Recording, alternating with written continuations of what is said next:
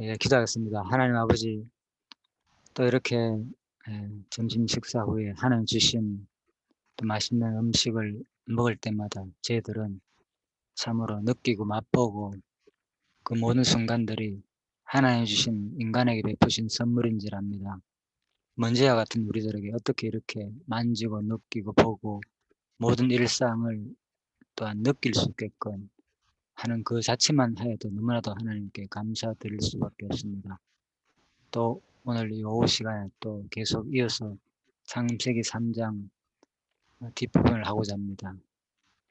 이 또 성경에서 말하고자 하는 내용이 무엇인지를 한번 성경 본문 중심으로 잘 살펴보아서 어떤 하나의 이론에 치우치지 말고 성경에서 말하고자 하는 그 흐름을 알 수 있도록 하나님께서 지혜를 허락하여 주시기를 간절히 소원하며 예수님 이름으로 기도드립니다. 아멘. 아멘. 예. 예, 창세기 3장 20절부터 24절입니다. 이어서 자, 여호와 하나님께서 저주받은 아담과 하와를 보호하시는 내용이다. 예, 보호하신 섭리를 통해서 이제 하나님을 계시하는 내용이죠. 핵심은 그죠? 예, 보호가 핵심이 아니고요. 결국은 이 계시 보호하는 내용, 역사 섭리를 통하여서 바로 하나님의 존재 속성을 이제 계시하신 내용으로 보시면 되겠습니다. 그래서 강론집에는 끊임없이 섭리를 계시하셨다 이렇게 표현하고 있습니다. 이러한 계시는 창세전 작정하신 뜻에 따라 모든 것이 창세전 작정이라는 겁니다. 하나님께서 작정 안 한 것이 없고 또 언약하신 말씀에 바탕을 두었다. 그래서 이게 이제 성경이 전에도 말씀드렸죠. 프랙탈 구조다. 그런 말을 사용했는데 성경이 이미 창세전 작정하는 하나님의 작정한 뜻이 구약 속에서 그대로 보여주고 또 구약 속에서 보여준 그 어떤 모형이 그대로 신약에 와가지고 그리스도가 성취할 내용이다. 그 말입니다. 그러면 왜 하나님은 끊임없이 언약을 통해서 성취를 하느냐? 예, 언약 성취를 통해서 뭐를 계시하기 위함? 바로 하나님의 자기 존재, 자기가 살아계심과 존재 확정이죠, 한마디로. 그리고 또 살아계신다면 그분이 어떤 분이신가? 이거를 바로 그 하나님의 그 속성들의 거룩하신 영광을 선포하는 데 목적이 있다. 그 과정 속에서 구원도 있고, 그죠? 하늘나라도 있고, 다 있습니다. 예. 그래서 구속사도 있고, 하늘나라의 중심사도 있고, 그래서 성경신학 언약 성취 섭리사라는 것은 바로 구속사와 바로 언약 하는 내용, 하늘나라, 예, 방법, 그죠? 그러니까 하나님 계시의 방법이 있어서 구속이고 계시의 내용이 뭡니까? 하늘나라잖아요. 그것을 다 포함하는 신학이다. 이렇게 정리하면 되겠습니다. 그래서 아담과 하와에게 자손 번창과 이미 창세전 바탕 그리고 구약에 언약하신 말 바탕, 예? 영원한 창세전 뜻, 그 다음에 구약에 언약하신 말의 바탕을 두기 때문에 여기서는 뭡니까? 창세기 3장이니까 지금 언약 자손을 보호하는 것도 이미 창세기 1장에서 바로 3대 언약을 말씀하였다 그 말입니다. 그래서 3대 언약 내용이 2장에도 성취되고 다음에 3장에도 끊임없이 계속 이어져 성취되는 그 내용이다. 이제 그런 말입니다. 그래서 창세기 1장 28절이 자손 번성과 땅정분과 만물 통치, 예, 3대 언약, 바로 수리바신 섭리를 계시하셨다. 그래서 뭡니까? 바로 자손 언약에 대해서 보호해야 되잖아요. 자손이 생리 번성하려면. 그래서 아담과 하와를 당장 죽이시지 않으시고, 그죠? 이렇게 보호하신다. 하나님은 언약을 이루기 위해서 한다. 그 말입니다. 그래서 구약 자체의 성취다 적어놨잖아요. 제가 갈려고. 그래서 성경 보면은 이 언약을 장차 누가 마지막 예수 그리스도께서 성취할 내용이죠. 크게는 그죠. 마지막 예수 그리스도께서 성취할 내용 동시에 구약 자체에서도 뭡니까? 계속 1장의 언약이 2장에 성취되고 2장의 언약이 3장에 성취되고 계속 그렇게 이제 되는 내용으로 되어 있습니다. 구약 자체에서도 성취를 함으로 여호와를 계시한 내용입니다. 그래서 1장에서는 1장에서 2장 3절까지는 엘로힘으로 하나님을 표현했다 그랬잖아요. 그죠? 바로 창조주 하나님의 전능성을 드러냈고 그 다음에 2장 4절부터는 계속 단어가 엘로힘이라는 단어가 나옵니다. 나오지만 거의 2장 4절부터는 갑자기 여호와 이제 하나님께서 그죠? 그래서 야훼 하나님께서 그래서 이제 바로 여호와 하나님으로 용어가 바뀐 것은 뭐냐? 그때부터는 하나님께서 능력으로 창조하시고 바로 1장 28에서 언약을 했잖아요. 그래서 이 언약을 언제부터 이룬다? 이제 2장부터 본격적으로 이룬다. 그런 의미에서 용어가 바뀌었다. 그 말입니다. 그래서 여호와 하나님으로 계시되었다. 언약, 성취 개념 속에서. 이것도 상당히 엄청난 얘기입니다. 사실 이런 것들이요. 어디에서 이런 것들을 잘 정리하기 어렵습니다. 계속 문서주의자들은 그죠? 이 문서가 다르다 해가지고 그죠? 아무튼 자유주의 쪽에서는 그쪽으로 성경을 문서로 이제 이해하는 경우도 있는데 모아놓은 집합체다. 자, 그래서 이는 바로 예수 그리스도하고도 연결해놨죠. 구약 자체에서도 언약이 1장 언약이 2장, 2장 언약이 3장 그대로 성취되는 거고 또 3장 언약이 또 뭡니까? 또 3장 언약도 결국은 누가 성취할 내용? 마지막에 예수 그리스도가 성취할 내용이다. 그렇다면 예수 그리스도가 이것을 어떻게 성취하느냐? 언약 자손을 보호하는 거. 아까 설명드렸죠. 첫 번째 전체 강의 시간에 그죠? 결국은 뭡니까? 예수 그리스도가 이 땅에 오셔가지고 마지막 자기 백성을 하나도 남김없이 다 보호하고 구원할 내용이다. 예, 그래서 특히 제자들이 마지막에 그죠? 자기가 잡혀가는 장면에서 그 말 했잖아요. 그죠? 예. 예. 내려라 하면서 스스로 자기를 박히고 제자들을 다 돌려보내게 하는 자, 그런 장면에서 분명히 구약 언약을 성취로 예수는 스스로가 연결했다는 거. 자, 그렇게 보시면 되겠습니다. 그리고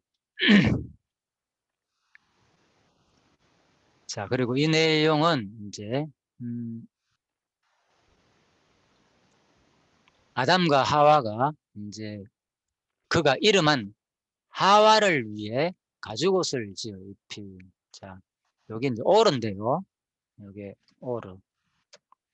자, 히브리 원어로 쓰는 이건 오르로 되어 있습니다. 그렇지만 바사르란 말하고도 같이 사용됩니다. 똑같은 내용입니다. 사람의 가죽, 피부, 동물의 가죽, 피부 똑같이 동시적으로 같이 쓰이는 단어입니다.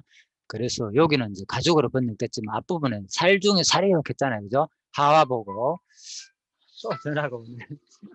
죄송합니다. 받아놨다. 자, 그래서 바로 살 중에 살이요. 했을 때 똑같이 이제 그 살은 바살인데 곧 뭔가 육신, 그 바로 피부를 말합니다. 자, 똑같이. 그래서 아담이 그 아내를 하와라 이름하였으니 그는 모든 산자의 어미가 됩니다.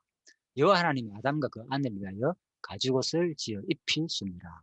예, 여기도 지어도 뭡니까? 아사라고 그랬잖아요. 그죠? 하는 게 창조한 게 아니고요. 무언가를 가지고 만들다는 뜻이잖아요. 예. 그래서 무언가를 가지고 만들었기 때문에 분명히 그죠? 이 가죽옷은 뭘 가지고 만들었겠습니까? 그러니까 짐승을 잡아가지고 그죠? 예. 여기 여호와 하나님이 아담과 하와를 위해 가죽옷을 지어 입히시니라. 자, 그리고 난 다음 구절이 이제 그 다음 구절이 자 뭐라고 되어 있습니까? 3장 22절 3장 22절에 바로 이제 설명이 없네요. 그죠? 어떻게 구체적인 그 짐승 잡는 장면은 그죠? 아담과 그가 이름은 하와를 위해 가죽옷을 입히니라. 짐승 잡는 장면 설명되어 있는 거 있습니까 혹시? 갑자기 그 생각 안 나네. 없죠? 예, 예 없습니다. 예.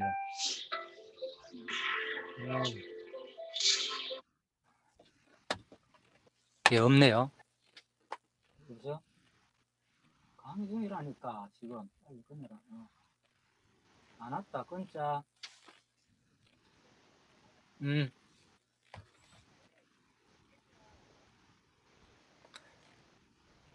자 그래서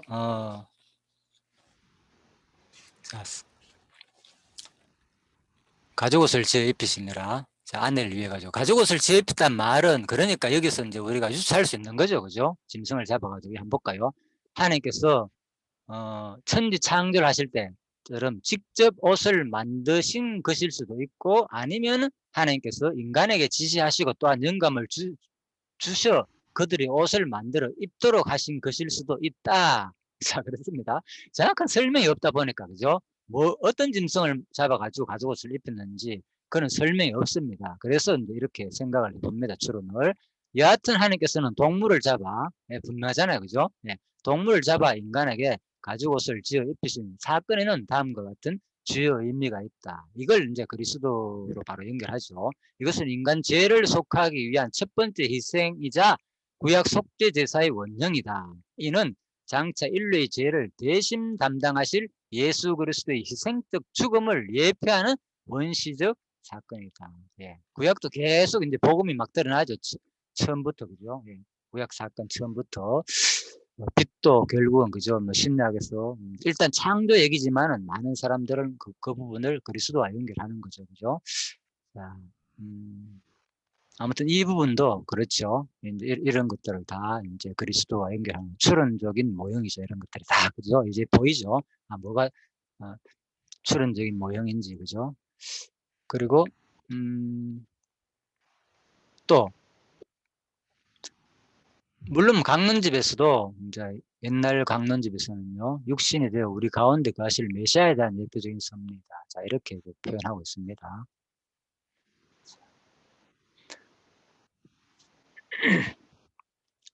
자, 뒷부분 이제 조금 가면서 구체적으로 설명드려보겠습니다. 성자 하나님의 구속이 앞부분에서 나왔죠. 1장 7절에서 이제 12절. 이건 에베소서 부분입니다. 에베소서에서 뭘 인용하는가 하면요. 창세기 3장 21절에서 이걸 내용하거든요. 우리가 뭡니까, 지금? 이 땅에서 지금 구속을 받았잖아요. 예, 하나님의 인침을 통해서 이제 구속을 받고 또 인침도 당하고, 그죠? 자, 그래서 바로, 하나님의 창세된 작정, 그리스도 안에서 작정을 통해서 우리가 이제 구속을 받았는데, 이것이 뭐냐? 이미 언제 예언했다 그 말입니까? 에베소서 말은. 예? 이것은 뭐 일찍이 여호와께서는 에덴 동산에서 범죄한 아담과 그 아내를 위해 가죽옷을 지어 입혀 벌거벗음을 가르쳐 주었다. 이때 뭡니까? 우리를 이제 구원할 거, 그죠? 우리를 구원할 거, 영적인 구원이잖아요. 성자 하나님이 구속이니까, 그죠? 예, 우리를 통해서 구원할 내용이잖아요. 이 부분이 구원할 내용, 그죠? 그래서 이미 어디에서 그리스도가 우리를 구원하실 것을 어디서 보였다는 거예요? 창세기 3장에서, 그죠? 벌거벗은 몸을 우리를 이제 쉽게 말해가지고 우리 죄를 가려줬다는 거겠죠. 벌거벗은 몸이니까, 그죠? 앞부분에서는 그냥 대충 가렸잖아요. 수치를 넣겠다 그랬잖아요. 수치. 핵심은 그거잖아요. 수치를 넣겠다는 건 죄의식을 넣겠다는 거거든요. 그죠? 결국은, 벌거벗었는데, 자기들이 사실 아담과 하와 둘이밖에 없었잖아요. 일단은. 둘밖에 없었는데, 뭔 그래 부끄럽습니까? 예? 예를 들면, 둘 다 벗었는데. 그죠? 그런데 이걸 가렸잖아요. 뭘 수치를 넣겠단 말입니까? 그러면 도대체. 그게 뭐겠어요? 수치를 넣겠단 말은. 왜 가렸겠어요? 그렇잖아, 솔직히. 이런 것도 한번 생각해 볼 수 있잖아요. 그죠? 아담과 하와밖에 없는데, 뭔 그렇게 가릴 게 있어가지고. 내 혼자만 또, 내 혼자만 먹고 있으면 가릴 수 있지만, 상대방도 먹고 있는데, 둘이 또 한 몸이라 그랬고, 왜 가렸을까요? 이 질문도 해볼 수 있잖아요. 그냥 한번 줄을 해볼 수 있어요. 상관없으니까. 성경이 안 나온 말입니다, 그냥. 예. 안 들립니다. 연결 상태가 안 됐나? 제가 말씀드리겠습니다. 그래서 아마, 이제 핵심은 뭡니까? 이제 눈이 벗어가지고 벌거벗은 줄 알게 됐잖아요. 그러니까 자기 몸을 가렸잖아요. 벌거벗은 줄 알게 되는. 그러니까 자기 몸을 가린다는 말은 결국은 이제 일단 뭡니까? 하나님 앞에서 핵심은, 그죠? 그때 둘 다 누구 앞에 숨었습니까? 숨었잖아요, 솔직히. 나무 밑에 숨어가지고 가리고 있었잖아요. 그러니까 아담 어디 있느냐, 그러니까. 예? 내가 벌거벗었으므로 이렇게, 예? 예, 숨은 나이다 하니까 벌거벗은 누가 알려줬느냐 그 말이죠. 하나님 몰라서 묻는 거 아니잖아요. 그죠? 그래서 바로 뭡니까? 이미 죄를 짓게 되니까 뭔가 자기가 하나님이 하지 말라는 것을 보면 어겼잖아요. 일단 어기에 대한 어김으로 말미암았는 죄의식, 그게 가장 먼저 큰 거죠. 그러다 보니까 죄의식이 생겼고, 그 다음 뭡니까? 몸도 벌거벗으니까 두 가지를 이제 같이 보면 되겠죠. 그래서 이제 수치를 느낀 거예요. 외적으로나 내적으로나 하나님 앞에서 다 수치를 느꼈잖아요. 그래서 이제 이렇게 가렸다. 이렇게 보면 됩니다. 그래서 바로 뭘 하는 거예요? 이것은 벌거벗음을 가렸는데 하나님께서 뭐 한 거예요? 예, 이 죄의 모습이잖아요. 결국은 이게 뭡니까? 가죽옷을 지어가지고 입혔다는 말은 이 죄의 모습을 하나님께서 용서해줬다 그 말이죠. 입혀줬다는 거 이제 가려줬다. 그죠? 그래서 마지막 요한계시록 뭡니까? 우리 세마포 옷을 입는다 그러잖아요. 그죠? 우리 의의 행실로 믿음의 행실이라고 그랬거든요. 요한계시록에서는. 그러니까 우리가 뭡니까? 거룩한 세마포를 입는다는 것은 하나님께서 믿음으로 우리를 그 믿음을 말미암아 가지고 우리가 구원받았다는 것을 말하는 거거든요. 예, 그래서 하늘에 가면 뭐 아무튼 모릅니다. 뭐 흰옷을 입고 있다 그러니까 흰옷을 입고 있는 줄 알지. 도대체 왜 흰옷만 입고 있느냐, 그죠? 그것도 신기하잖아요, 그죠? 사실 이런 거 한번 생각을 필요는 있습니다. 네, 했잖아요. 하늘 나가면 발로 벗고 있겠습니까? 그렇게 생각하는 사람도 있을 수 있어요. 에덴 동산의 원형이니까. 예, 그렇지만 성경에 뭡니까? 요한계시록 가면은 에덴 동산은 벗었지만 뭡니까? 계시록 가면 분명히 입고 있습니다. 옷이. 자, 그러면 또 신령하게만 생각한다면 뭐 옷도 없고 아무것도 없다 이렇게도 생각할 수 있잖아요. 그죠? 영적인 존재니까 옷이 뭐 필요하냐? 형상도 없고 아무것도 없으면 뭡니까? 뭐예요? 그럼 하늘나라가 아까 했잖아요. 도대체 생명나무는 뭐고 뭘 따먹고 이것을 따먹을 이유가 뭐였습니까? 생명나무 실과는 뭐고 달마다 열리는 건 뭐고 괴 속에 표현된 모든 언어적인 그 얘기 뭡니까? 아무것도 아니라면 뭐예요? 그럼 하늘나라가 도대체 있는 것도 아니고 없는 것도 아니고 그렇죠? 그래서 그냥 성경 표현대로 그냥 우리가 일차적으로 이제 좀 받아들이는 게 중요합니다. 그래서 너무 신령하게 해석해도 어렵고 또 문자적을 부인하고 또 너무 문자적으로 해석해도 그게 쉽게 용납이 안 됩니다. 사실 왜? 지금 우리 상태니까 천국을 안 가봤으니까 어떻게 합니까? 흰 옷만 입고 있는 것만 이상하잖아요. 그것을 누가 빨아줍니까? 그런 질문을 하셨잖아요. 그죠? 이상하네. 도대체 흰 옷이 평생 가는가? 자, 그래서 바로 우리가 바로 추론을 할 수 있는 거예요. 그래서 뭐냐? 바로 이미 하나님께서는 에덴 동산에서 이렇게 옷을 만들어 입혔잖아요. 이것이 얼마나 오래 갔겠습니까? 솔직히 가죽 옷이 하나님 만드신 옷이기 때문에. 예를 들면은 어딥니까? 광야 때 여러분 아시죠? 광야 때 어떤 일이 사건이 있습니까? 한 말씀 해보십시오. 지금 이거는 이제 같이 좀 얘기를 하면 좋겠는데. 광야 때 어떤 사건이 있습니까? 이제 오늘 얘기하니까 기억 안 납니까? 광야 사건? 어, 광야 때 옷과 의복과 신발이 뭐 어떻다 그랬어요?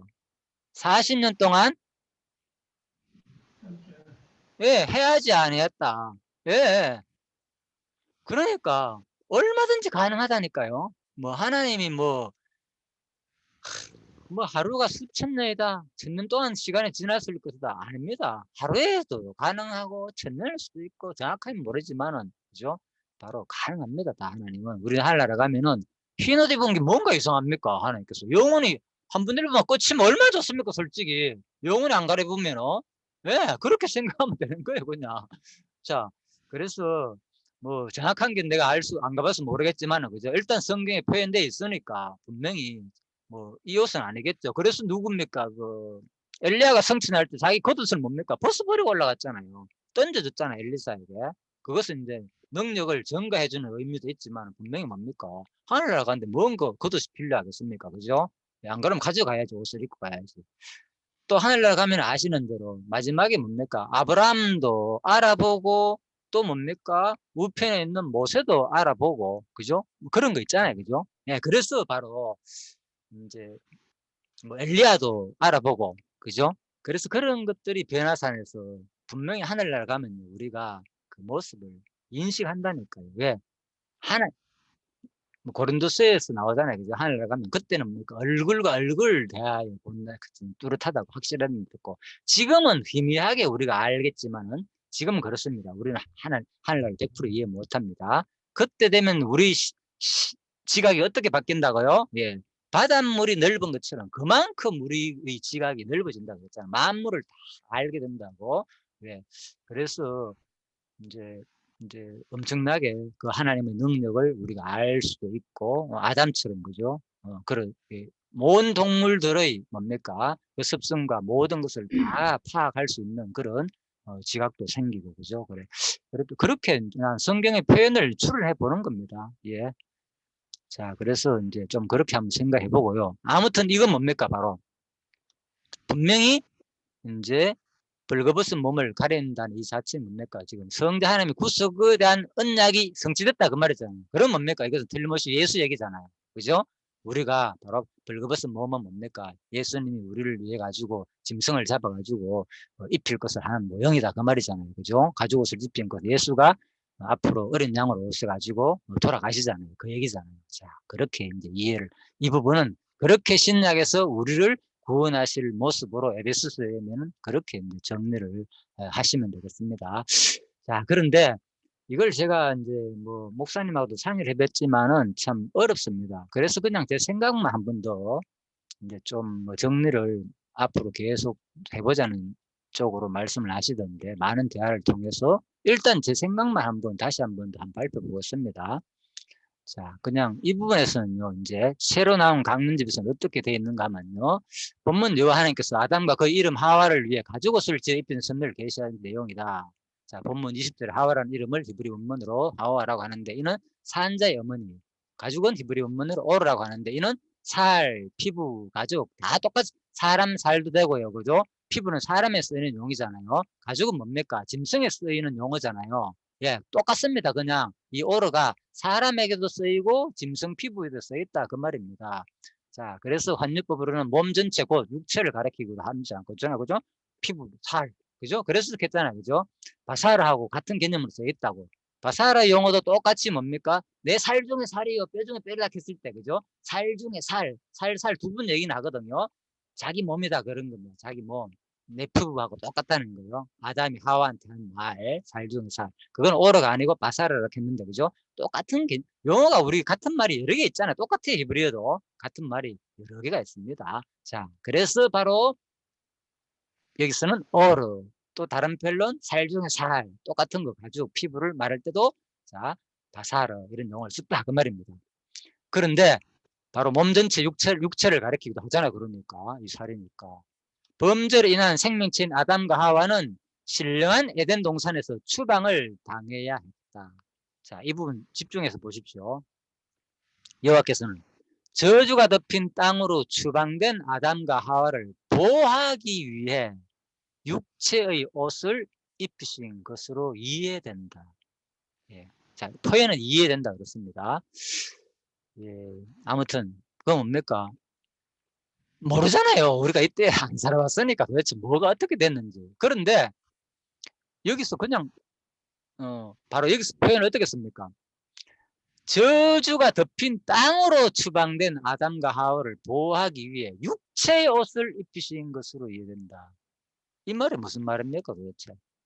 육체의 옷을 입히신 것으로. 이때는 뭡니까 지금? 피부가 없었단 말이잖아 이 말 자체는.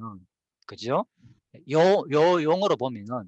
그래서 제가 이제 이게 너무 이해가 안 돼가지고 직접 질문 해보았지만은 목사님 아무튼 이렇게 정의를 하더라고요. 그래서 지금 내 과정했습니다. 내가 이걸 뭐 아무래도 저는 일단 뭐 좀 이게 좀 이런 쪽으로는 좀 이해가 안 되고요. 그래서 이 공부를 통해서 그냥 한번 생각을 해보자 그 말입니다. 예, 생각을 해보고 여러분들도 이 강의를 듣는 분들도 다시 한번 생각을 해보자. 그래서 제가 보기에는 이 개념을 지금 욥기나 창세기 6장 3절을 근거를 했기 때문에 아마 이게 육체가 되었다. 에덴 동산에서는 육체가 아니었는데 쉽게 말해 영이었는데 특히 뭡니까? 생명이 된 자라 그랬잖아요. 그래서 그 말 뜻을 생각이 나니까 아마 그죠? 여기서도 영이 타락함으로 말미암아 가지고 육신을 입었구나, 육체의 몸을 입었구나라고 여기서 이제 생각하는 것 같아요. 제가 보기는. 왜 근거가 그거니까 창세기 6장 3절하고 욥기 19장 26절 그죠? 이런 근거로 그런 말에 육체란 말이 같이 사람이 육체가 됐다는 말 나오잖아요. 창세기 6장에서 그죠? 그들이 육체가 되었다. 그죠? 이런 말이 나오기 때문에 욥기에도 나오고 그죠? 그래서 이제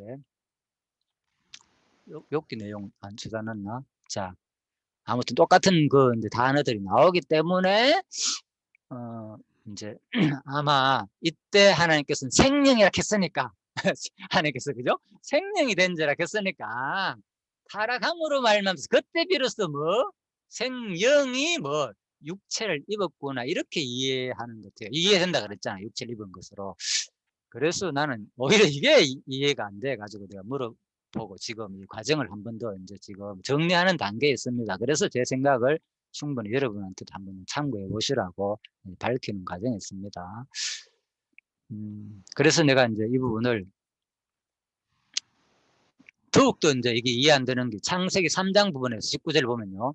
네가 얼굴에 땀이 흘러야 식물을 먹고 필요한 흙으로 돌아가리니 그 속에는 네가 취함을 입었음이니라. 너는 뭐라고요? 흙이니 그죠? 흙으로 돌아갈 것이니라.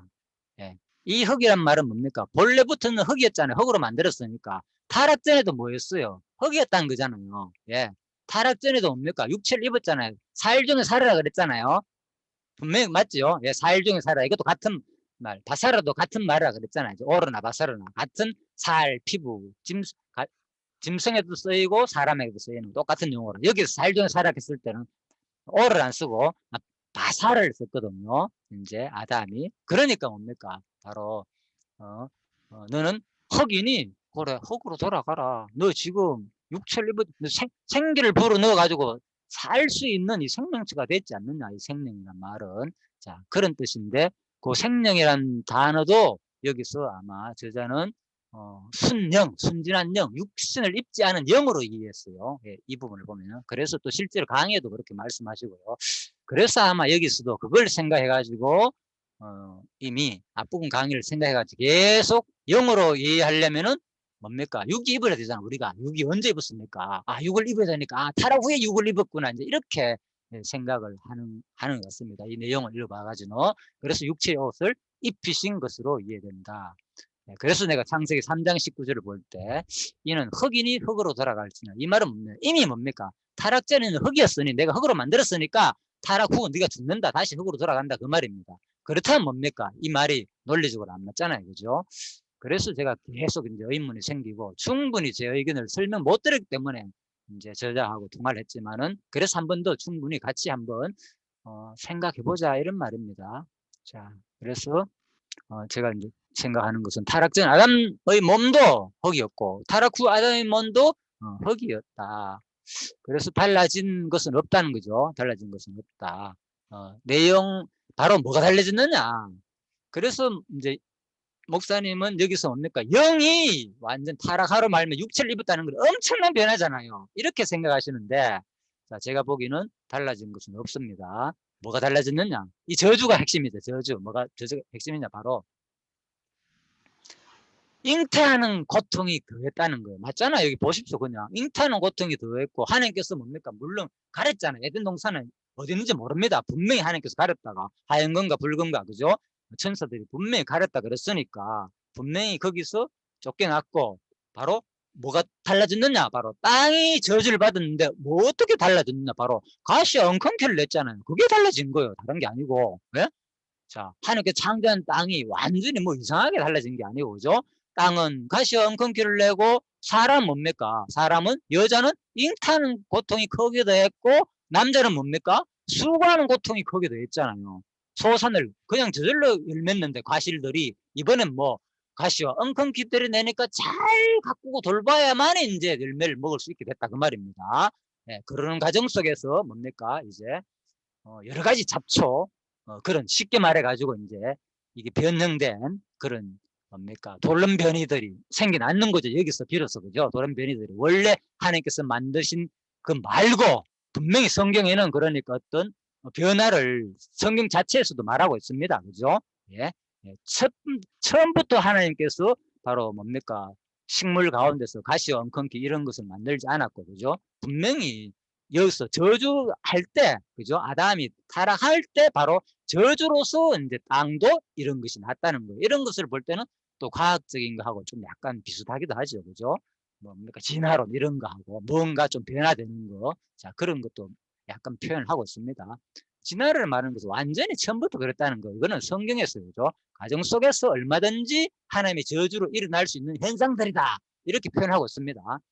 자, 그래서 아담은 바로 수고하여 소산 먹게 되고 또 뭡니까? 나머지는 정령 죽는다는 거.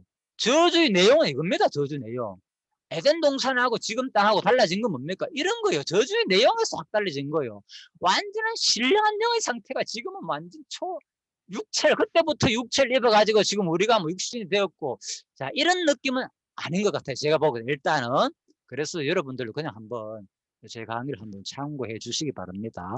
자, 그것은 우리가 이제 나중에 하려고 하면 정확하게 알겠고요. 자, 그래서 흙에서, 또 아까 했죠. 흙에서 나왔으니 흙으로 돌아가라. 이런 말도 옵니까? 바로 이미 에덴 동산 상태를 설명하죠. 똑같은 상태. 이미 에덴 동산 전에도 흙이었고 지금도 흙이라는 거예요. 죽을 때도. 자, 그래서 하나님이 심히 보시기에 좋았더라. 그래서 하나님께서 뭡니까? 에덴 동산만 좋은 게 아니고요. 그죠? 흙으로 만든 그 상태도 뭡니까? 예? 물질을 가지고 만들었잖아요. 그래도 하나님께서는 그죠? 심히 좋았고 지금도 하나님은 뭡니까? 하나님께서 우리를 그죠? 타락했지만 사랑하고 계십니다. 자, 예수님도 또 부활할 때도 만질 수 있고 죽지 않고 시공간을 초월하는 신령한 육체의 몸으로 부활했거든요. 누구도 엘리야 선지자도 그대로 부활했습니다. 그대로. 그죠? 육신을 너무 막 무시해보면 제가 보는 그 성경 해석이 하나도 안 돼요. 그래서 아마 좀 그런 생각이 이제 이 저자는 있지 않나. 네, 그건 생각입니다. 네. 그래서, 그래서 보다 보니까 이런 쪽으로 해석을 한 것 같고. 그래서 요한 또 특히 이제 또 어딥니까? 에베소서 강의하고 또 약간 또 부닥치는 것 같고. 그렇다면, 그죠? 에베소서 강의는 분명히 또 이걸 구원으로 연결해 놨잖아요. 그죠? 예수가 와가지고 우리를 구원해 주실. 자, 가죽 옷을 입혀가지고 어린 양으로 오실 예수가 우리를 구원하는 그런 느낌으로 설명한 것 같고, 그래서 아무튼 제가 많이 이걸 하면서 좀 어려웠습니다. 일단. 그래서 그냥 뭐 제 생각, 뭐 견해만 밝히는 거니까 여러분들 앞으로 이 문제가 더 좀 논란이 되어가지고 충분히 또 나중에 성경신화 뭐 연구에서나 또 다른 분들 관심 있는 분들이 더 이 견해를 충분히 잘 밝혀주셨으면 저는 좋겠습니다. 예. 자, 바살에 대해서는 살육체, 그죠? 예, 동물, 그리고 사람 같이 동시에 쓰인다. 자, 똑같은 용어로 쓰인다 말씀드렸습니다. 자, 그래서 이제, 여기, 이제 6장 3절 보시다. 그렇다면은, 이제, 그래서 강론집의 6장 3절에 보면요. 본문 6장 3절에서는 아까 그랬잖아요. 그죠? 이걸 인용했다고. 사람이 이제 육체가 된다. 그래서 여호와께서는 사람에게 내리실 진노의 내용과 이유와 결과에 대해서 말씀하셨다. 먼저 진노의 내용에 대해 나의 신이 영혼의 사람과 함께 하지 아니하리라고 하셨다. 여기 신은 히브리 원문으로 루아라 하는데 숨, 바람, 영. 그리고 하나님의 영이 사람과 함께 하지 않는다는 것은 인간을 영적으로 죽게 하신다는 뜻이다. 그죠? 예. 그래서 내가 이제 질문을 나름대로 막 해봤습니다. 예, 타락하자마자 영이 죽었다고 하는데 지금 영이 죽었다는 말인가? 자, 이런 생각도 들었고요. 그리고 이는 바로 그들이 육체가 됨이라, 그죠? 육체가 됨이라. 예? 하나님께서 영이 함께 하지 않는데 왜 그들이 육체가 됨이라 했다. 이는 생명으로 창조된 아담이 범죄하고 에덴 동산에서 가죽옷 곧 육체적인 옷을 입고 쫓겨났기 때문이다. 예, 그래서 예, 바로 타락하기 전에는 이제 육체적인 옷이 없었다는 거예요. 그러니까 완전한 온전한 영만 있었고, 그러다 보니까 제가 이제 좀 이해가 안 돼서 질문을 하는 거고요.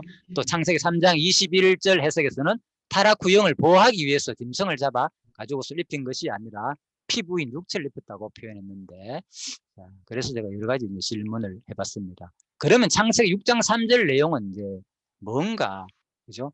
창세기 6장 3절에서 제가 분명히 이제 그걸 다 해야 되는데 간단히 그냥 설명드리면 창세기 6장 3절에서 6장 3절 부분, 이거 중요한 거니까 이거는 잠깐 한번 살펴봅시다. 지금 논리가 더 이런 기회가 또 없잖아요. 제가 언제 이거 자세히 설명하겠습니까? 자, 창세기 6장 4절부터 보면요. 그래서 하나님의 아들들이 당시 네피림이 있었고 그 후에 하나님의 아들들이 사람의 딸들 차에 자식을 낳았으니 그들이 용사라. 자, 하나님 아들은 도대체 뭐냐 여기서 의견이 분분합니다. 어렵습니다. 그래서 성경이 진짜 지체 높은 집안의 아들들이라. 이거는 유대 랍비들의 견해고요. 그리고 성경의 일반적 용례는 뭐냐? 바로 천사라는 견해도 있고요. 세 번째, 셈 계통의 경건한 자녀들이라는 견해도 있고요. 셋 계통 참. 함과 셋 야벨 있잖아요. 그죠? 노아 후입니까? 셋. 자, 이중 1은 히브리어의 일반적 용례로 볼 때 비성경적이고 2는 본문의 전후 문맥상 바로 또 상치되고 그리고 구속사적으로 보더라도 이들은 천사들로 볼 경우 향후 전개되는 타락사는 인간의 타락사가 아니라 천사의 타락사가 된다는 견해에서도 이 견해는 합당하지 않다. 그리고 또 예를 들면은 하나님이 나중에 알잖아요. 천사들이 뭐 우리야 결혼해가지고 용사를 낳아가지고 네피림이 됐는데 뭐 거인을 낳았다 이렇게 해석하는 사람 많아요. 이런 사람들 지금. 그런데 일단 천사 부분은요. 예수님이 해석했잖아요. 하늘에 가면은 그죠? 이제 물과 성령으로 거듭난다 그랬잖아요. 네. 그러니까 또 뭡니까 그 사두개인들이 와가지고 그죠? 시험하면서 예수님을 그 얘기 있잖아요. 그죠? 어떤 여자가 있었는데 남편이 뭐 한 10명이나 됐다, 7명이나 됐다. 누구 아내가 됩니까? 하늘나라 가니까 예수님 옵니까? 예수님 함정을 빠뜨리려고 하는 질문이잖아요. 너희가 몰라서 그렇다. 그죠? 바로 하늘나라는 그런 것이 아니고 장가도 안 해가고 시집도 안 해간다 그랬잖아요. 예. 그러니까 늙지도 않고 죽지도 안 하고 장가도 안 하고 시집도 안 해가고 성경 표현들이 다 그냥 성경 표현대로 이해하면 됩니다. 그렇기 때문에 여기서 뭡니까? 그 개념으로 이것을 해석해야 된다. 그 말입니다. 그럼 뭡니까? 천사하고 우리하고 뭐 결혼해가 낳고 이런 개념이 안 맞잖아요. 분명히 천사들은 장가도 안 하고 시집 안 나간다는 게 성경 논리인데 예수님 해석이 아니에요. 그래서 바로 뭐냐? 마지막 색계통의 경건한 자들, 경건한 자녀들이라고 보면 된다는 거죠. 그래서 세 번째 견해가 가장 유력시 되는데 이는 신학적 의미와도 부합되며 또한 이를 유사한 표현이 경건한 신앙인들을 지칭하는 데 사용된 성경 관례에 의해서도 지지를 받는다. 예, 그래서 많은 사람들이 또 세 번째 견해를 수용하는데 특이한 사람들이 아무튼 그죠? 뭐 천사와 결혼해가 거인이 나왔고 이런 식으로 그죠? 뭐 천사가 타락해가지고 하면서 막 이런 식으로 얘기합니다. 그러니까 이게 바로 예수님의 해석을 제대로 인용 모아다 보면은 이제 그렇게 또 볼 수 있겠습니다. 자, 그래서 아무튼 나의 신이 바로 문자적은 뭡니까? 하나님 정신 그런 뜻이라고 했죠. 생명. 자, 여기서 하나님께서 인간에게 주신 바로 나의 신이 함께 하지 않는다. 이 말은 뭔 말인가면요. 여기선 하나님께서 인간에게 주신 생명을 뜻하는 바 본절은 인간 타락의 절정에 달했기 때문에 바로 하나님이 홍수 심판으로 그들 인간들의 생명을 거두어 가시겠다는 의미입니다. 나의 신이 함께 하지 않는다. 네, 그들의 날은 뭐 120년이 되리라. 예? 이것도 뭡니까? 인간의 수명이 120년 한정된다는 뜻이 아니라 그 기간에 지난 후 대홍수 심판이 있을 것이라는 예언적 경고 말씀입니다. 예, 따라서 이 기간은 인간 타락의 심판의 유보. 자, 이렇게 이제 또 해석하고 있고요. 처음 이 부분도 나도 좀 그렇게 생각했거든요. 그런데 이제 자세히 읽어보니까 이 견해가 더 수용이 되더라고요. 타락의 앞으로 멸망할 날이 120년이 된다. 인간 수명이라 하면 노홍수에 뭡니까? 아직도 보면 엄청 오래 사는 사람이 쫙 나와요. 그러니까 이것도 안 맞거든요. 그래서 자, 그래서 하나님의 어쨌든 간에 자, 이런 내용입니다. 그래서 바로 하나님의 이제 6장 3절의 핵심이 뭡니까? 그래서 6장 4절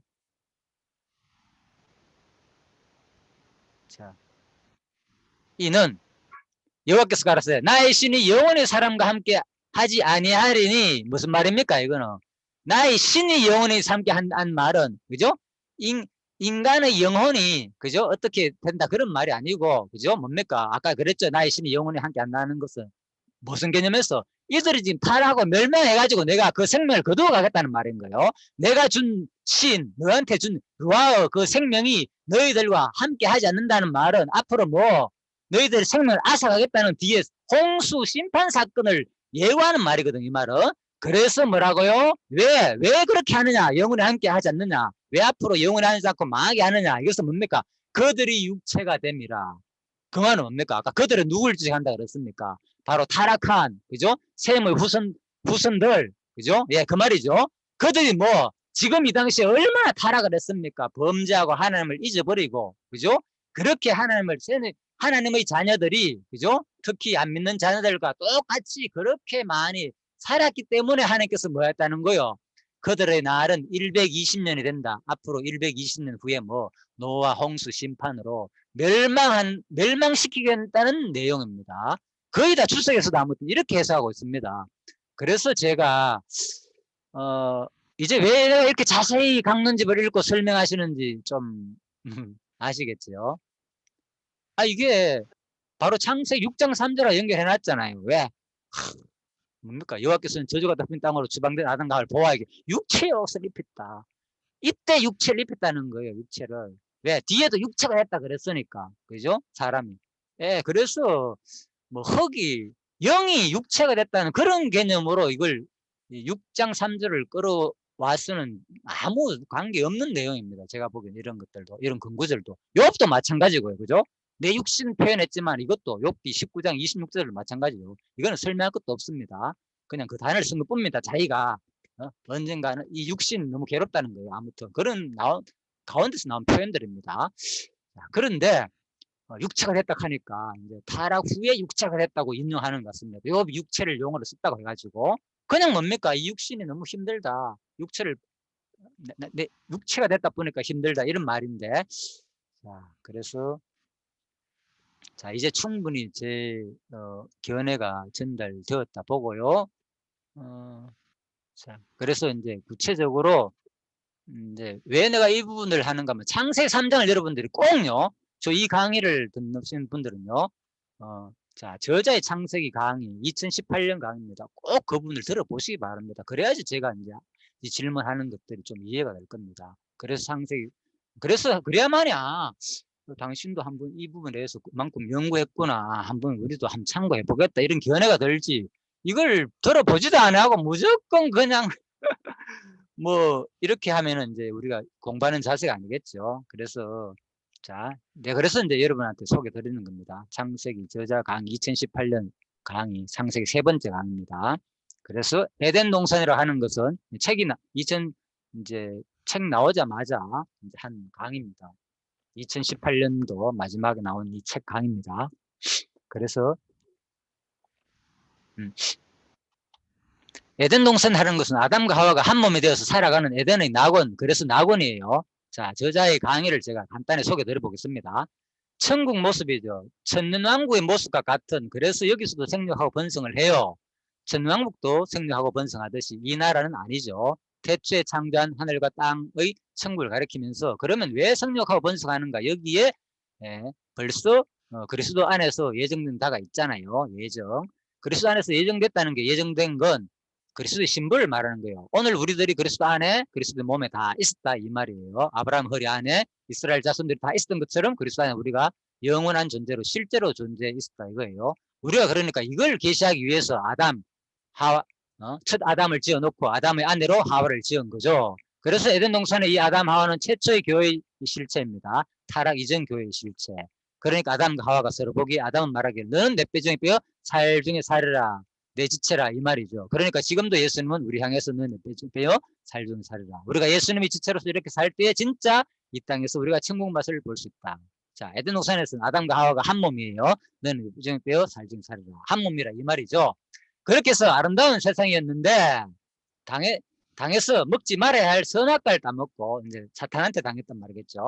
바로 타락함으로 결국에는 눈이 밝아져 가지고 육체가 되다 보니까 영이 죽어버리니까 육체가 작용하잖아요. 육체를 덧입혀요. 그래서 결국은 가죽옷을 입혔다고 그러는 거예요. 예, 그래서 저는 이 강의를 들으면서 깜짝 놀랐습니다. 사실은. 아이고, 흙으로 사람을 만들었다고 했는데 여기서 에덴 동산에서는 완전히 이제 이 흙으로 만든 육체를 아니고 그냥 영으로 만들었는데 여태 타락해가지고 육체를 입혔다 하기를 제가 이 강의 들으면서 진짜 많이 놀랐습니다. 제 개인적으로는. 그래서 결국은 가죽옷을 입혔다고 그러는 거예요. 여기서는 가죽옷을 입혀 내쫓았다고 그러는데 가죽이란 말이 혈육, 육체, 살 이런 의미를 가지고 있어요. 그거는 바사르 이제 자 오르 했죠. 오르, 바사르 자, 다 같은 용어입니다. 오르. 사르크스 이거는 헬라어 용어고요. 육체. 자 동물의 가죽이란 말도 분명히 있는데 살로만 생각한다. 그래서 제가 이제 보기에는 요거 동물도 되고 사람도 되는데 그냥 그대로 동물의 가죽이라고 생각하면 아무 문제가 없는데 이게 이제 사람으로만 연결하다 보니까 그때 육체가 되었다. 이 말은 가죽이란 말이 있는데 그것은 바로 사람 육체를 말한다. 이렇게 해서 하는 거예요. 원어의 뜻은 두 가지가 둘 다 여기 있는 거 전부 다 뭡니까? 오르나 바스르나 구약 헬라고요. 네, 사르크스는 이제 신약 아니 히브리어고 사르크스는 헬라입니다. 그래서 다 같은데 육체를 말하는 겁니다. 이것은 어디 동물이나 사람한테 다 쓰이는 말입니다. 예. 그래서 아마 여기서 이거를 오히려 원어를 사용하면서 더 혼란을 가져오지 않았나 저는 이런 생각을 봅니다. 가죽이란 말도 나와요. 그런데 우리말 성경에 가죽이라고 번역해놔 가지고 어떻게 설명하면은 가죽을 옷을 지어보려고 양을 잡아가지고 피를 흘려야 된다. 그래서 구속사적 시각에서 그렇게 그걸 해석한 거예요. 그게 아니고, 그죠? 가죽을 입혔다는 것은 육체를 입어야 내쫓긴 이 세상에서, 이 저주받은 세상에서 육체가 없이는 못 살잖아요. 육체를 입어야 되니까. 그래서 하나님께서는 육체의 옷을 입혀 가지고 에덴 동산에 내쫓았다. 이 말입니다. 자, 그래서 이제 이 해석은 너무 이제 영적으로 문자적 해석을 완전히 다 일단 부인하고요. 제가 보기에는. 그래서 그렇다면 아담과 하와가, 그죠? 뭡니까? 치마를 앞부분 가린 거, 이것은 뭘 설명하는 겁니까? 그러면, 그죠? 그래서 이것도 해석이 안 되고, 이때 비록 이제 부끄러워가지고 가죽을 입혔다면, 앞부분에 쓰임이 뭡니까? 타락 후에 치마로 가렸잖아요. 자, 그러면은 뭐 영인데 뭘 가립니까? 그죠? 자, 육체 후에 가린다면. 이런 질문도 되고, 아무튼 타락해서 육체가 되었다고 인정해도 이미 먹는 순간 육체가 되었는데, 그죠? 아무튼 모르겠습니다. 여러 가지 질문이 많이 생겼습니다. 타락한 순간 이미 육체가 되었는데 내쫓았다고 하는 말은 에덴 동산에 신령한 것을 다 거둬버리고 저주로 덮어버리니까 완전히 이젠 저주받은 세상에선 육신의 몸을 입고 우리가 산단 말입니다. 모든 고통과 괴로움은 육신 때문에 오잖아요. 그렇죠. 우리의 육신 때문에. 그래서 이 옷을 벗어버리고 그리스도의 옷을 더기까지는 우리가 진정한 참 평안이 존재할 수가 없죠. 자, 그래서 아무튼 제가 그래서 이제 예수는 만질 수 있는 몸으로 성취하셨고 이 육체는 만질 수는 있지만 시간을 초월하는 아프지도 않는 신령한 육체로 좀 이해하는 게 좋지 않겠느냐. 자, 이렇게 생각했고요. 그래가지고 직접 제가 이제 이 부분 질문한 내용입니다. 저자하고 구체적으로 1차 질문했어요. 이렇게 해석한 사람은 없는데 어떻게 이런 생각을 하시게 되었나요? 물었습니다. 그래서 가죽옷을 입힌 것이 저주인데 1권을 쓸 때는 이제 가죽옷을 하나님께서 아담과 하와의 수치를 가려주기 위해서 그들에게 주신 것이다. 아무튼 뭐 1권 쓸 때는 아무튼 가능하면 문제를 일으키지 않기 위해서 그냥 학자들의 견해를 수납한 것이고 지금은 이제 그럴 필요가 없겠다 생각해서 이제 목사님 견해 들었었다 이 말입니다. 예, 그래가지고 하나님께서 여호와라는 자기 이름을 위하여 언약을 세우신 아담을 보호하시려고 가죽옷을 지어 입히신 것이다. 하나님께서는 아담에게 가죽옷을 만들어 입히시려면 짐승을 당연히 죽여야만 한다. 이와 같은 섭리는 예수 그리스도가 인간의 몸으로 세상의 옷을 제물이 되어 죽음으로써 언약 자손에게 거룩한 의의 옷을 덧입혀서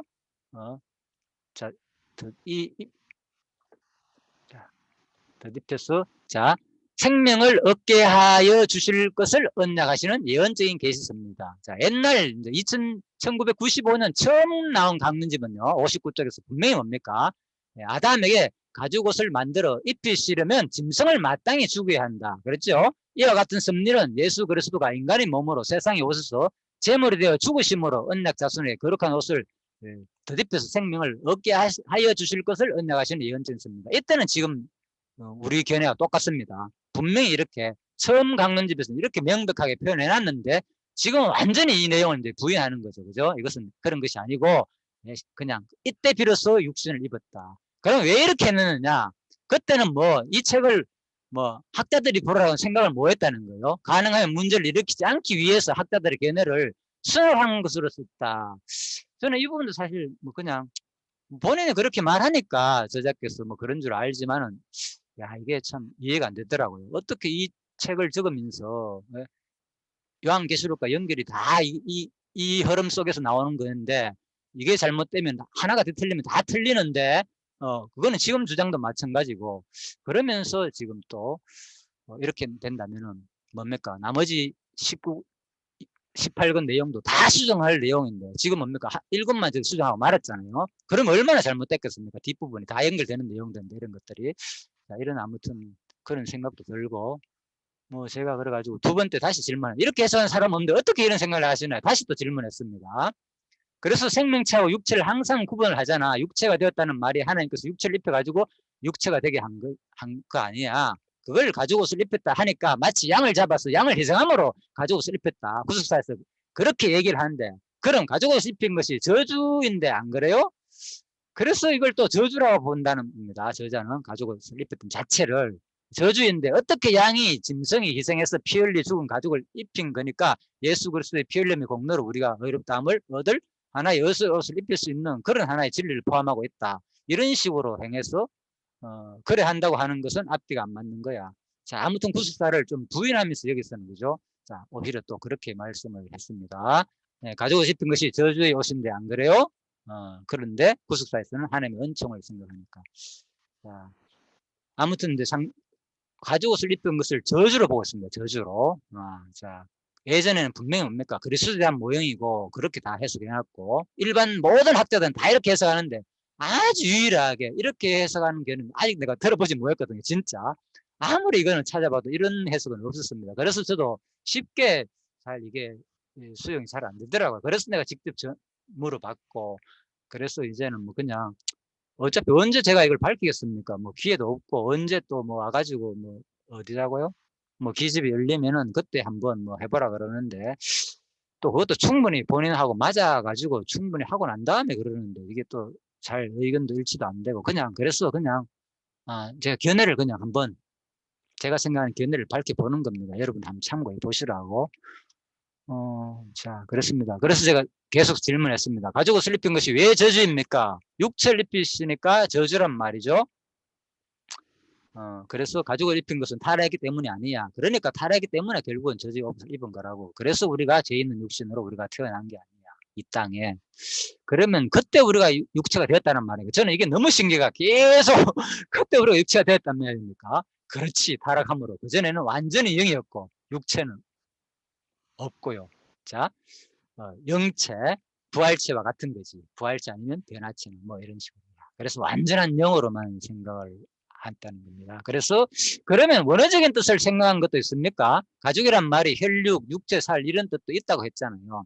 그러니까 그게 안 맞으니까 내가 항상 원어사전을 참고하는 중요한 시기가 언제냐 하면 그렇게 만약에 보게 되면 뭐가 안 맞다 하고 의심이 가면은 이제 원어로 돌아가 연구하는 거야. 그래서 제가 원어적으로 볼 때 원어는 뭡니까? 가죽, 동물의 가죽 피부도 돼 있고요. 분명히 아까 살펴봤지요. 육신의 가죽 피부도 동시에 다 쓰인다고. 사람에도 적용되고 오르가 그죠? 동물에도 적용되고 바사라도 마찬가지고. 그래서 오히려 이거 원어를 한쪽으로만 오히려 적응을 했지 않나 이런 느낌도 들었습니다. 저는. 자, 그래서 일단 이 부분은 이제 드디어 이제 마무리입니다. 그래서 제가 끊임없는 질문이 생기더라고요, 이게. 그래서 무화과 나무로 만든 옷을 입고 그대로 쫓겨났는가? 생명이라면은, 무화과 나무의 옷을 왜 입었나? 육체 후에 영이 죽은 무화과 나무의, 뭡니까? 피부를 가지고 되었는데, 가지고 곧 지금 사람의 피부로 변한 것인가? 가죽을 입은 것은 언약자손이 보호라는 개론적인 관점에서 설명하다 보니까, 이제 제 생각입니다. 언약자손이 보호했으니까, 뭔가 보호해야 되잖아요. 그러니까 이 가죽을 입힌 것을 보호로 본 것 같아요, 제가 보기는. 자, 그래서 영이 쫓아나서 가죽을 입힌 것으로. 저는 보호로 보기보다는 바로 범죄의 결과로 보면 될 것 같습니다. 왜? 언약 성취의 결과다. 분명히 뭡니까? 쫓아내는 장면이잖아요. 가죽 옷이 핵심이 아니고, 그죠? 쫓아내는데 뭡니까? 거기 자벨을 부르는 거야. 한 속성 계시를 위해 가지고 너 반드시 뭐 타락하면 죽는다. 그래서 바로 안 죽이시고 뭡니까? 900년 넘게 살려줬잖아요, 아담을. 바로 그 하나님 자비성이 계시되잖아요. 쫓아내는 장면에서도 자비성이 계시되고 또 뭡니까? 반드시 진실성. 반드시 죽는다는 거 또 말했잖아요. 너는 흙이었으니까 처음부터 흙이었으니까 뭐 흙으로 돌아가라. 처음부터 육체를 줬다니까요. 동물도 육체를 만들었잖아요. 가지고 동물도 똑같이 뭡니까? 흙으로 만들어가 그들 육체가 됐잖아요. 그들도. 예, 그래서 그런 것들도 또 이해하기 힘들고요. 그러면 동물들도 그러면 그때 육체가 없었습니까? 예, 그래서 동물들은 타락하지 않은데 동물도 그 후에 전부 다 이제 육체가 다 된 겁니까? 자, 이런 질문도 생기고. 자, 아무튼 그렇습니다. 그래서 바사라는 살, 육체, 아까 했죠? 동물, 살, 사람, 육체, 피부 다 사용된다. 심지어 남성 생식기관에도 사용되고 인류에도 사용되고 생물에도 사용된다. 모든 생물에. 자, 사르크스, 헬라어 사르크스는 똑같은 개념이 된다. 이런 식으로 똑같이 다 인간이나 동물, 살 똑같이 신약에서도 사용된다. 자, 그래서 3장 22절 24절 사람이 생명을 따먹지 못하도록 동산에서 쫓겨낸. 그래서 하나님은 계속 언약을 이루는 하나님으로 표현되거든요. 여기서.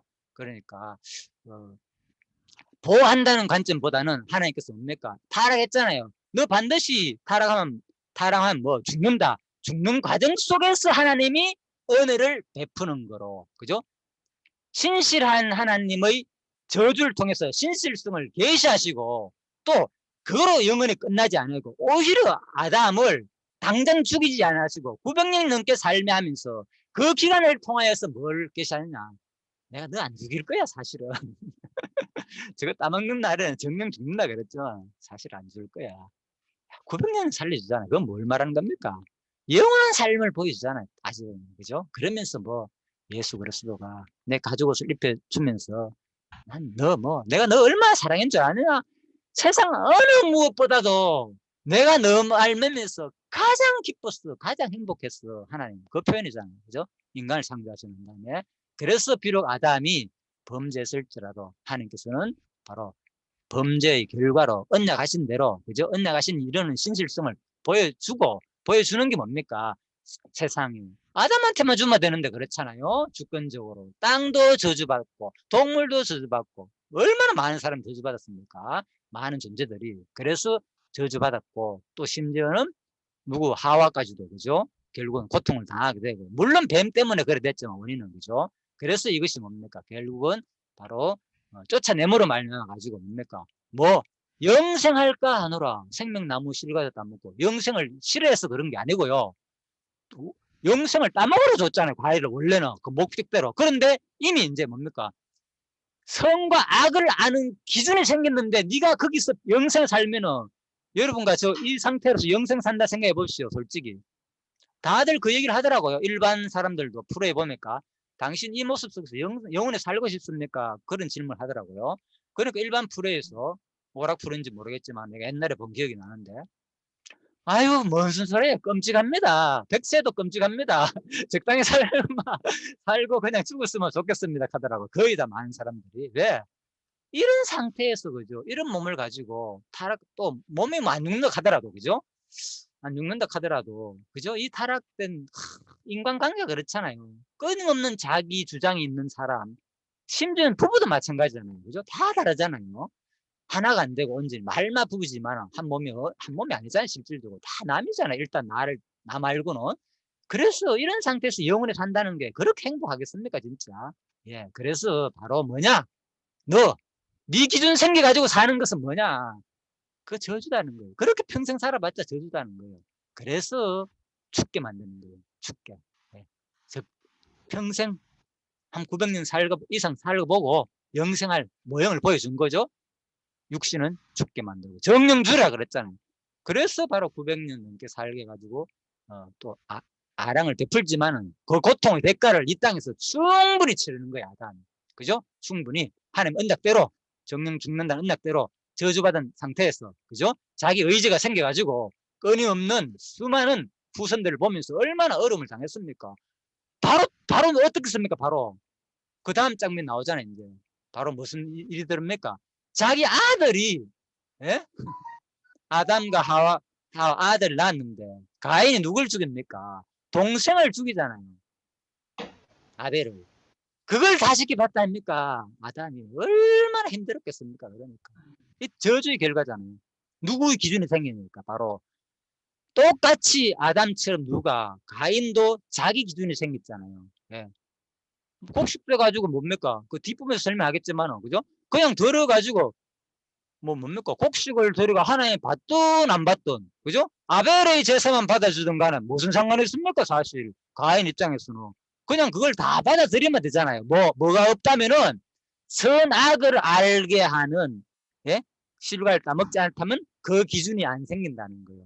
그런데 그걸 따먹으러 말면서 자기가 좋아하는 자기 의지가 생겼다 보니까 그죠? 뭐 근본적으로 하나님 작정이겠지만 그죠? 그래서 바로 이 저주의 결과인 거예요. 우리가 내 자유의지가 있는 것처럼 느끼잖아. 이게 다 저주의 결과거든요. 전부 다. 그래서 바로 이제 영생할 거 같네. 그래서 바로 하나님께서는 쫓겨났다. 자, 그 부분은 뒷장에서 하고요. 오늘은 이제 다 했죠. 예, 여기까지. 3장 바로 그래서 자손의 저주와 보호. 오늘 언약 자손의 보호도 결국은 뭐 하는 거냐? 바로 하나님 자기를 핵심은 뭐냐? 바로 자기를 계시하기 위함이다. 자, 1장의 언약이 2장에서 그대로 또 이루어지고 또 재언약을 통해서 그죠? 또 3장에서도 그대로 선악 언약을 그 결과로 말미암아 가지고 하나님은 그대로 자기 자신을 계시한다는 거, 반드시 심판한다는 것을 아담한테 예? 보여주기 위해서 선악과를 만들어 가지고 자기 뭘 드러내냐? 바로 신실하신 하나님의 주권성과 또 하나님의 자비성을 아무리 네가 범죄하고 타락하더라도 당장 죽이지 아니하고 근 천년을 살게 하면서 나는 처음부터 너를 뭐하는 백성으로 내가 영원히 살 존재로 만들었다는 것을 알려주는 게 목적이 있다는 거예요. 그 타락을 안 했으면 어떻게 그걸 안 느끼겠습니까? 예? 그래서 바로 하나님께서는 그 뱀을 통해 가지고 다 하나님 계획이죠. 모든 것은 뱀을 통해 가지고 바로 율법과 죄 그리고 은혜 그 말씀대로 마지막에 하나님의 은혜를 마지막 그 자비성을 계시하는 게 목적이다. 그래서 율법과 죄 은혜의 마지막 결론은 뭡니까? 하나님의 자비성을 계시하는 게 목적이다. 예, 모든 부분 하나님 속성 계시로 우리가 이해를 하시면은 되겠습니다. 아담 자스를 보호하기 위해서 육체를 입혀가지고 왜 찬양을 안 했기 때문에 타락했다 이런 쪽보다는 그죠? 하나님 자신을 계시하는 관점으로 보면은 모든 게 깨끗하게 좀 정리가 되지 않느냐. 그래서 오늘 아무튼 어차피 제가 이 부분은 강의가 들어보면 다 나오니까요. 꼭 그냥 바로 듣고는 내가 누구를 비판하거나 이런 오해보다는요. 그냥 반드시 꼭 본 저자의 강의를 참고해 보시고요. 그 다음에 이 부분을 들어야만이 왜 이렇게 내가 이걸 이렇게 세밀하게 깊게 사실대로 다른지가 충분히 이해가 되고요. 그래야지 빨리 이것을 그죠? 제대로 우리가 성경신학을 또 보존하고 유지 발전시키는데 아마 도움이 되리라고 저는 여기저기 때문에 제가 스스럼 없이 하나의 그 거짓 없이 그대로 제가 밝히는 겁니다. 제 견해만요. 그냥 여러분들이 참고해 주시고 앞으로 또 공부하는 여러분들도 끊임없이 성경 본문에서 말하는 게 무엇인지를 될 수 있으면 많은 사람들의 강의와 또 책 내용에서의 흐름을 통해서 좀 이해하는 방향으로 앞으로 계속 공부를 하면 좋겠다 싶어서 제가 소개해 드렸습니다. 자, 기도해 주시고, 예, 기도해 주시고 마치도록 하겠습니다. 예. 살아계신 하나님 아버지, 참으로 감사를 드립니다.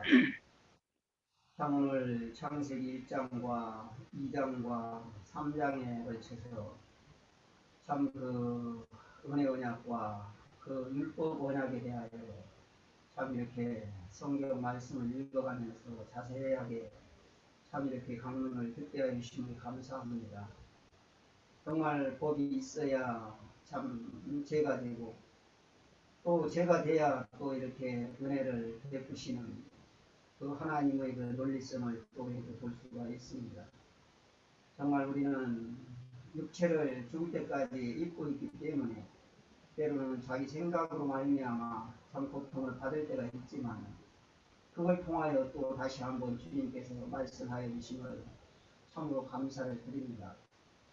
참 이 창세기 1장과 2장과 이 3장을 참 여러 번 이렇게 읽어가면서 주님의 깊은 마음을 알아갈 수 있도록 주님 함께하여 주시기를 바라며 오늘 이렇게 말씀을 듣게 하여 주심을 감사를 드리며 살아계신 예수님 이름으로 기도하였습니다. 아멘. 예, 수고하셨습니다. 예. 예, 좋은 시간 보내시고요. 예, 또 날씨가 오늘 참 좋네요. 예, 들어가십시오. 예, 일단 예, 마치도록 하겠습니다.